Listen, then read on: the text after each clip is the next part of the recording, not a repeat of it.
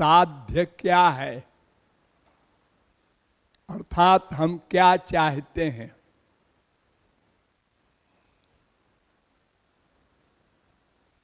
और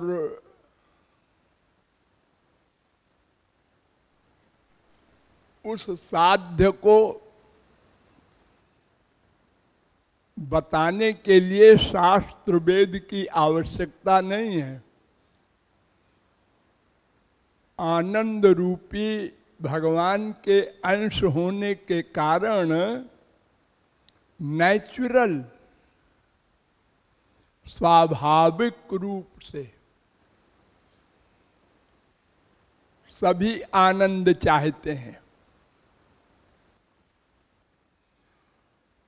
सुखाय दुख मोक्षाय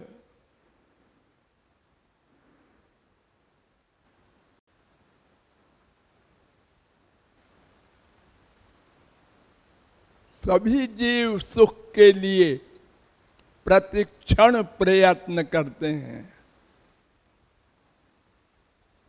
सुखाय और दुख मोक्षाय संकल्प यह कर्मिणा, भागवत 7:7-42।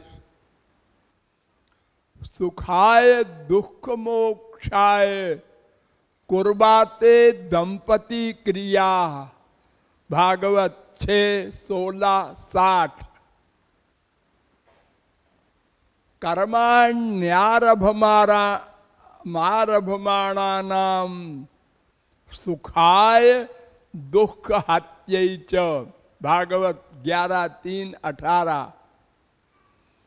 सुखाय कर्माणि करोति लोको न तैः सुखम वान्यदुपारमं वा विन्देत भूयस्तत एव दुःखम किमत्र युक्तम भगवान वदेन्न।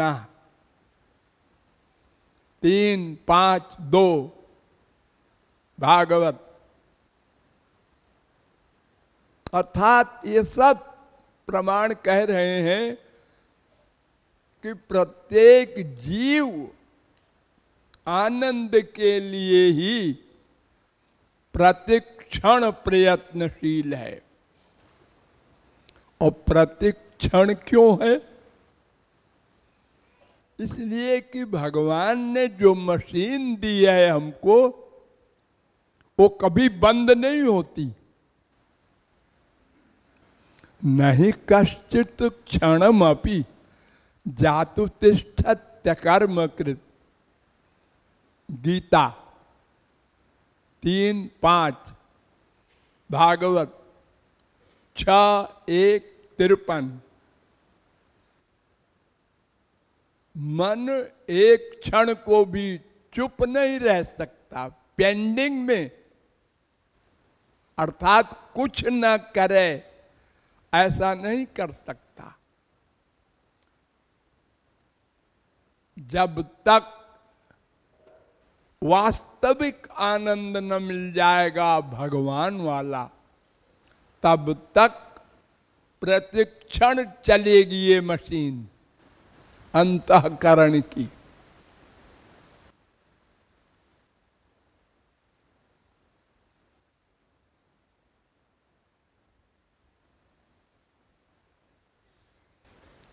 अब ये विचार करना है कि साधन क्या है।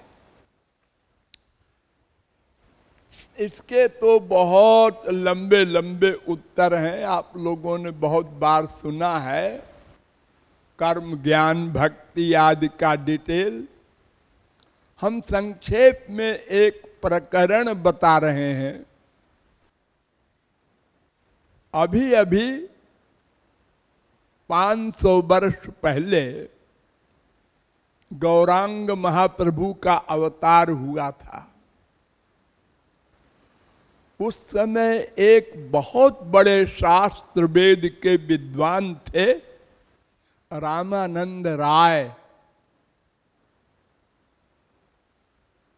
उनको अपनी विद्वत्ता का पहले बहुत अहंकार था और महाप्रभु जी का मजाक बनाते थे कि उसको क्या आता है,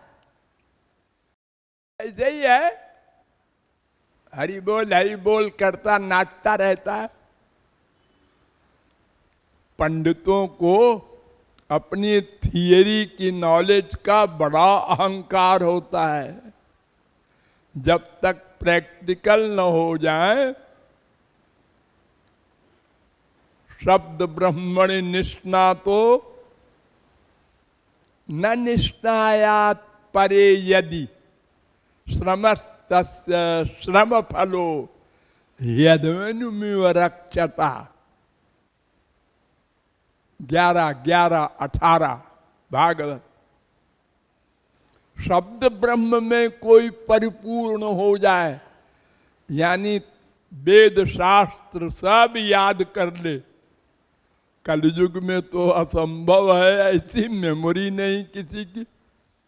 लेकिन अगर कोई कर भी ले तो वैसे ही है जैसे कोई बांझ गाय को खिला पिला के मोटी करता रहे और वो कभी गर्भिणी न हो, कभी दूध न दे।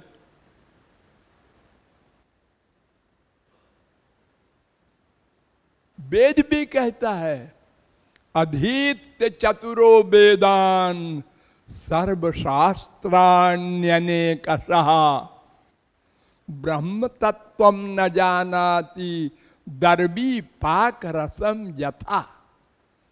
चारों वेद का ज्ञान हो जाए किसी को, 6 शास्त्रों का, 18 पुराणों का, 108 उपनिषदों का, सबका ज्ञान किसी को हो जाए थ्योरेटिकल, तो वैसे ही वो बेकार है जैसे करछी। खाना बनाने में एक करछी होती है ना, पीतल की भी होती है, स्टील की भी होती है, जो तरकारी को, हलवा को, सबको उलटती पलटती है बड़े आराम से। लेकिन उस करछी को तो कुछ मालूम पड़ता नहीं कि मैं हलवा को उलट रही हूं या कोई नमकीन तरकारी उलट रही हूं। उस सब पकवानों में आगे रहती है। बिना करछी के कोई स्त्री हाथ से तो नहीं चला सकती, बिना करछी के काम नहीं चलेगा। लेकिन उस करछी को कुछ नहीं मिलता। तो खाना बन गया तो खाने वाले को जायका मिल रहा है। तो ऐसे ही शास्त्र वेद के ज्ञान मात्र से कुछ काम नहीं बनता। तो सौभाग्यवश एक बार वो गौरांग महाप्रभु के पास चुप कर गए और देखा कि सचमुच ये तो बड़ा प्रेम आनंद से युक्त हो जाते हैं, ये एक्टिंग नहीं है। हम धोखे में थे। तो वो अच्छे भाव से, श्रद्धा से गए और अपनी गलती माना, महाप्रभु जी से माफी मांगा। तो महाप्रभु जी ने कहा कि आप सब शास्त्र वेद के विद्वान हैं, मैं कुछ प्रश्न करूं? उन्होंने कहा आप प्रश्न करेंगे? अरे प्रश्न तो वो आदमी करता है जिसको नॉलेज ना हो या कम हो नॉलेज। आप कौन हैं हम समझ गए। हाँ हाँ ठीक है, संसार के कल्याण के लिए ये प्रश्नोत्तर करते हैं सिद्ध महापुरुष भी। यहां तक कि ब्रह्मादिकों ने किया है। ब्रह्मा ने नारायण से किया है, नारद ने ब्रह्मा से किया है,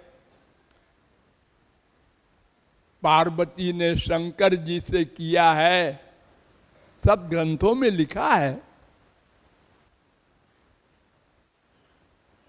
अरे रामायण तो आप लोग पढ़ते ही होंगे।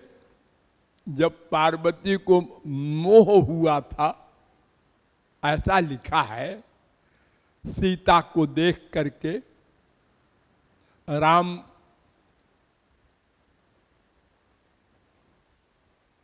ने जब प्रणाम किया तो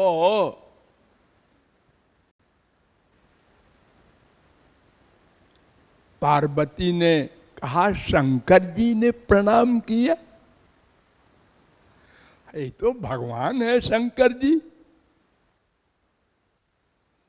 और ये तो स्त्री के पीछे रो रहे हैं, इनको प्रणाम किया। है तो बड़ी बुरी बात है।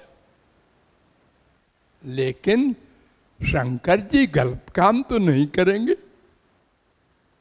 परीक्षा लेने गई, तमाम आप लोग पढ़ते सुनते हैं। उस समय भगवान शंकर ने कहा था कि राम कृपा ते पार्वती, सपने हूं तव मन माही। सपने में भी शोक मोह संदेह भ्रम मम विचार कछु नाही। भगवत प्राप्ति के बाद किसी भी जीव को कोई शंका नहीं हो सकती। भिद्यते हृदय ग्रंथि छिद्यन्ते सर्व संशया।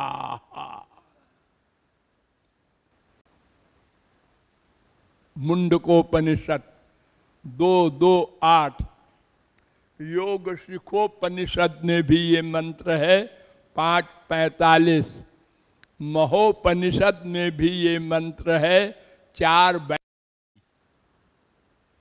अर्थात भगवत प्राप्ति होने के बाद, मैंने तुरंत भगवत दर्शन हुआ कि तुरंत माया समाप्त और कोई संशय शेष नहीं, और समस्त कर्म भस्म, अनंत जन्म के पाप सब समाप्त। और भागवत में भी है ये श्लोक, भिद्यते हृदय ग्रंथि छिद्यन्ते सर्व संशया, क्षीयन्ते चास्त कर्माणि दृष्ट एवाखिलात्मनि। 1:2-21।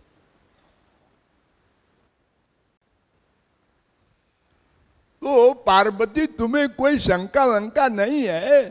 तदपि अशंका की नेउ जोई, तो कहत सुनत सब कर हित होई। तुम जो ये शंका करके अपने को मूर्ख अल्पज्ञ सिद्ध करना चाहती हो, तो ये मेरे सामने नहीं चलेगा। मैं जानता हूं, तुम सब जानती हो। लेकिन ये शंका इसलिए कर रही हो कि हम उत्तर दें और हमारे तुम्हारे प्रश्नोत्तर को संसार के लोग पढ़ें और वे शंका न करें फिर कभी, इसलिए तुम शंका कर रही हो। तो रामानंद राय से महाप्रभु जी ने कहा ठीक है जो कुछ तुम कहो, हाँ हमारे प्रश्न को सुनो और उत्तर दो। हाँ बोलिए, क्या प्रश्न है? साध्य को पाने का साधन क्या है? तो उत्तर दिया गीता से। स्वे स्वे कर्मण्यभिरतः संसिद्धिम लभते नरः, 18वें अध्याय का 45वां श्लोक। अपने अपने वर्णाश्रम धर्म का पालन करने से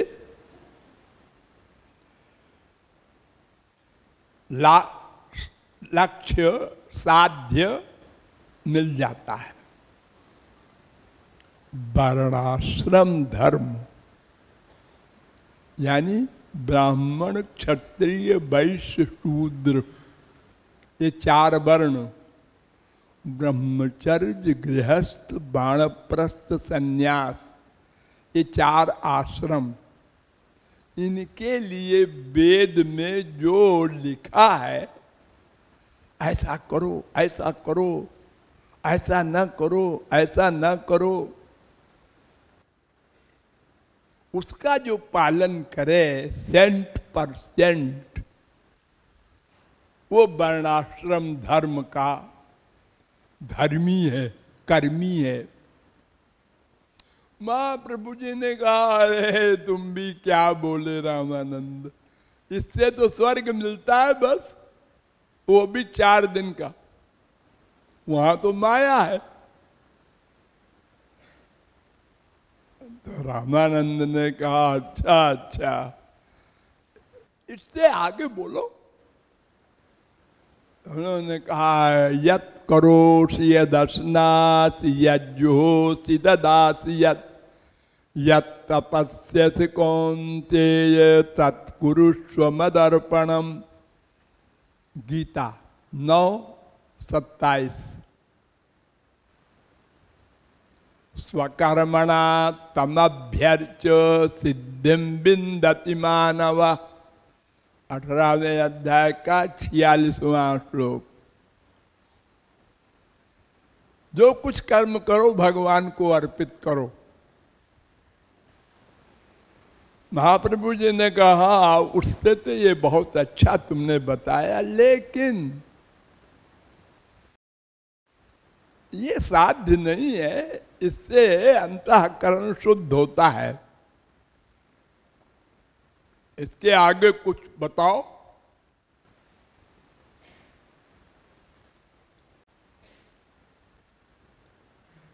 तो उन्होंने कहा, इसके आगे सर्वधर्मान परित्यज्य मामेकं शरणं व्रज अहं त्वां सर्व पापेभ्यो मोक्षयिष्यामि। सब धर्मों को छोड़ दो, करो ही मत कुछ, और केवल मेरी भक्ति करो।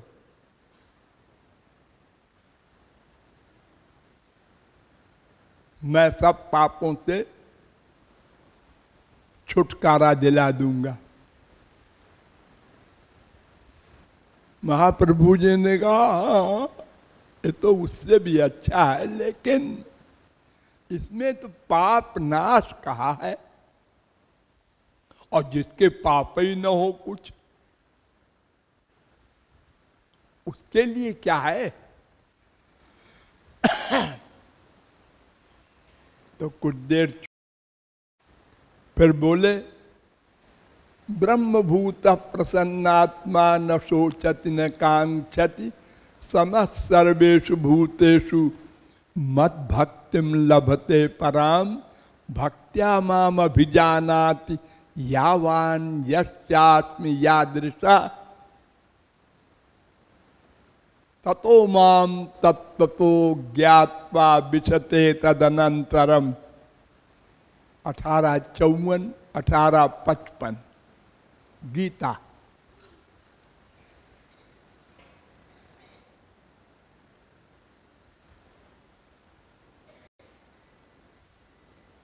मेरी भक्ति पराभक्ति से ब्रह्म का ज्ञान होगा।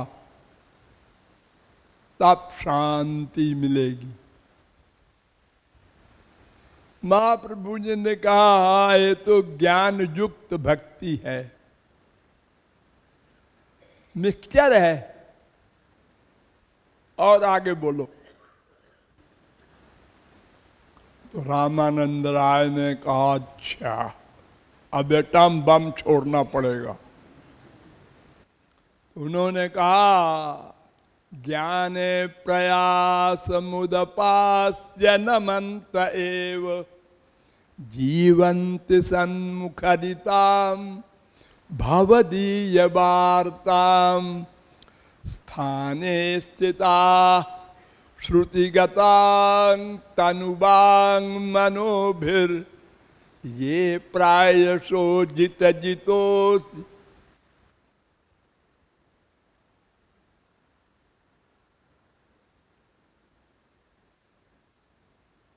ज्ञान को छोड़ो,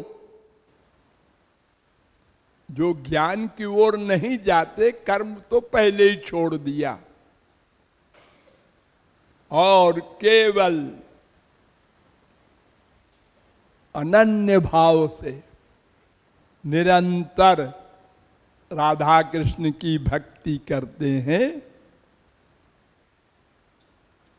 बस उनको ही वो सबसे बड़ा साध्य मिलता है, भगवत सेवा। महाप्रभु जी ने सिर हिलाया, हाँ आप बोले ठीक ठीक, लेकिन अब जरा महल में घुसो। आ तो गए महल के पास तुम, लेकिन अंदर घुसो। खाली महल के पास बाहर से महल को देखा तो अभी पूरा नहीं है रस। देखो अंदर क्या है। यानी शांत भाव के महापुरुषों को तो वैकुंठ का ऐश्वर्य मिलता है, उसमें रस कम है, ऐश्वर्य बहुत है। उन्होंने कहा फिर दास्य भाव से राधा कृष्ण की भक्ति करे। मैं दास हूं, वे स्वामी हैं। हाँ अब आए रास्ते पर, लेकिन दास और स्वामी में दूरी तो रहती है। मान लो दास की इच्छा हुई कि स्वामी का कान पकड़ूं, अरे नहीं नहीं नाराज हो जाएंगे, सर्विस से निकाल देंगे।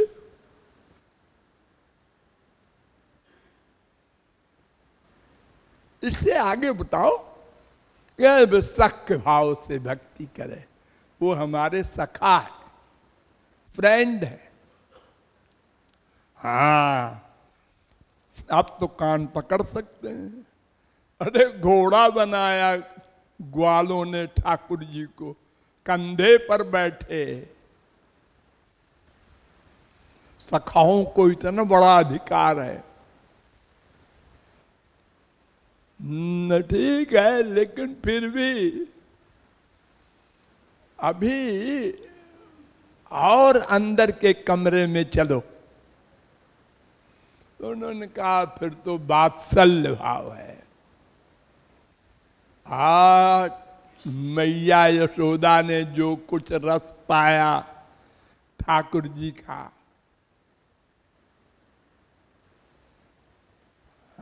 और चलो अंदर एकदम। उन्होंने कहा ठाकुर जी को प्रियतम मान ले, लवर प्रियतम। हाँ आप आ गए ठिकाने पर।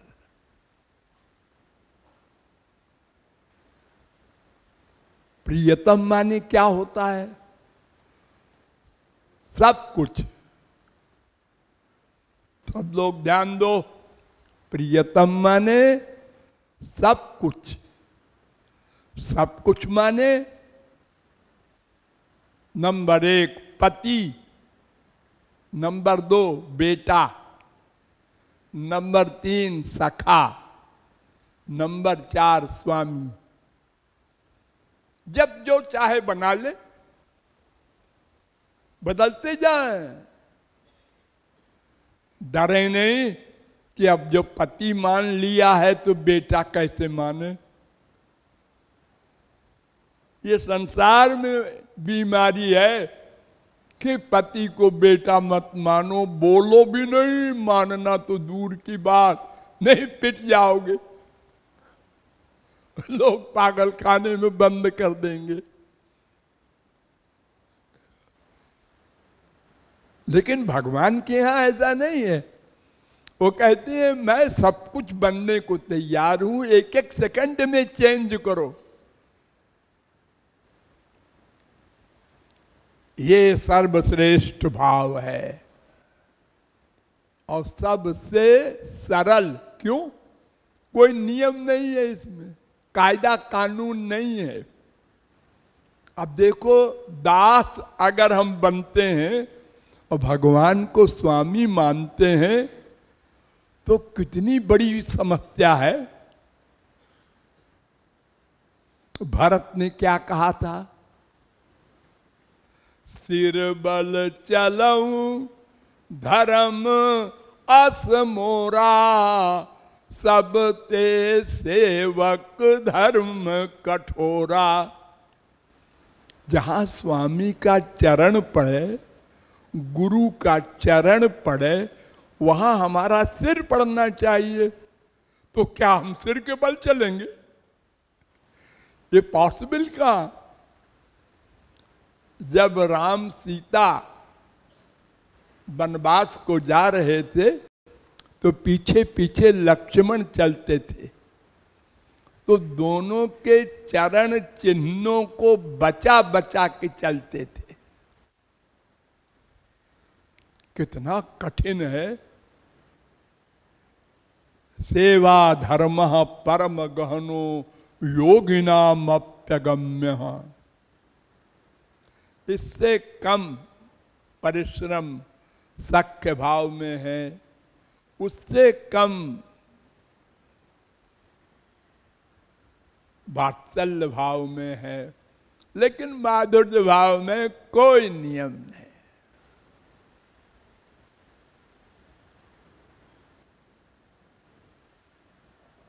पति भाव नहीं है माधुर्य भाव। पति भाव में तो नियम है।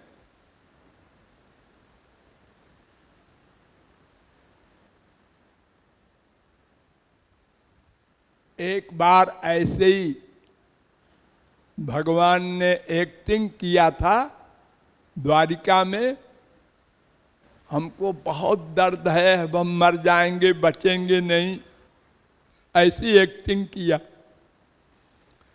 16,108 स्त्रियां सब घबरा गईं कि हम विधवा हो जाएंगे, क्या बोल रहे हैं। उसी समय अचानक नारद जी आ गए। उन्होंने देखा गुरु जी क्या कर रहे हैं आज, कोई मामला है सीरियस।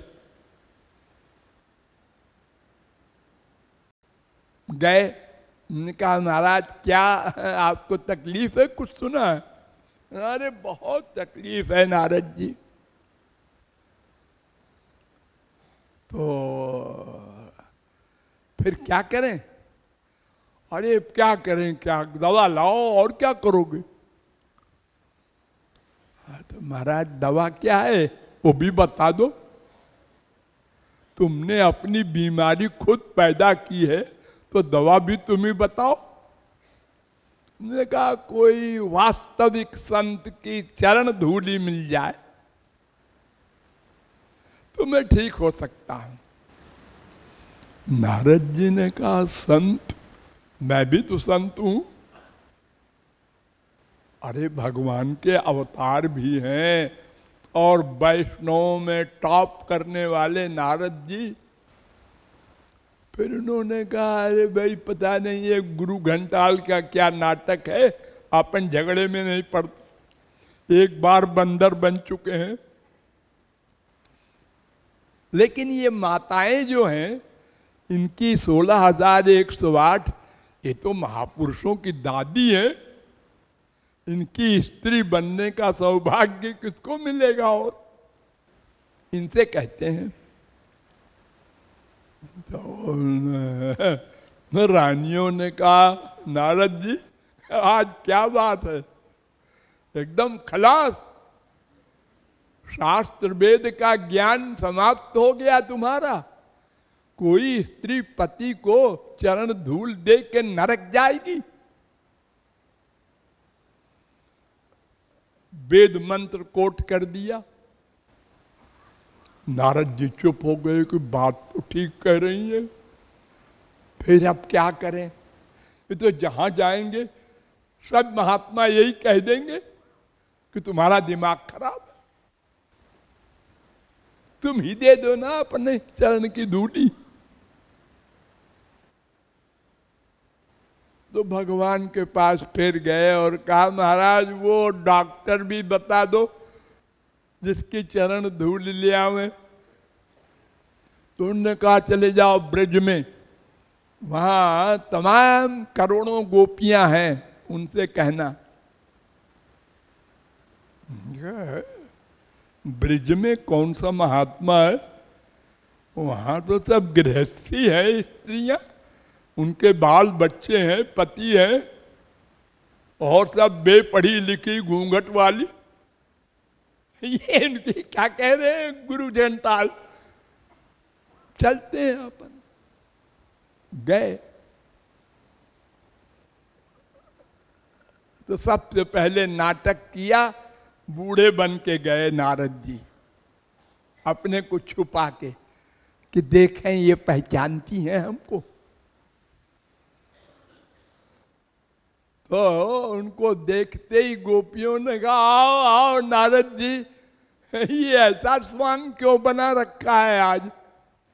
उन्होंने कहा, अरे तो दूर से सबने पहचान लिया। अब उन्होंने कहा, ऐसा ऐसा मामला है द्वारिका में। उन्होंने कहा, अरे लो, सब लोगों ने पैर फैला दिया, जल्दी ले जाओ। सन्न नारद जी, तुम लोग चरण धूल दे रहे हो, इसका फल समझती हो? नारद जी, फल वल बाद में बताना, पहले ले जाओ उनको, जल्दी से आराम हो। फल वल फल की बात, नरक मिलेगा और क्या होगा इससे अधिक? अरे कोई आदमी जब मर्डर करता है तो क्या सोचता है? फांसी होगी, हो जाए फांसी, लेकिन इसको मारेंगे।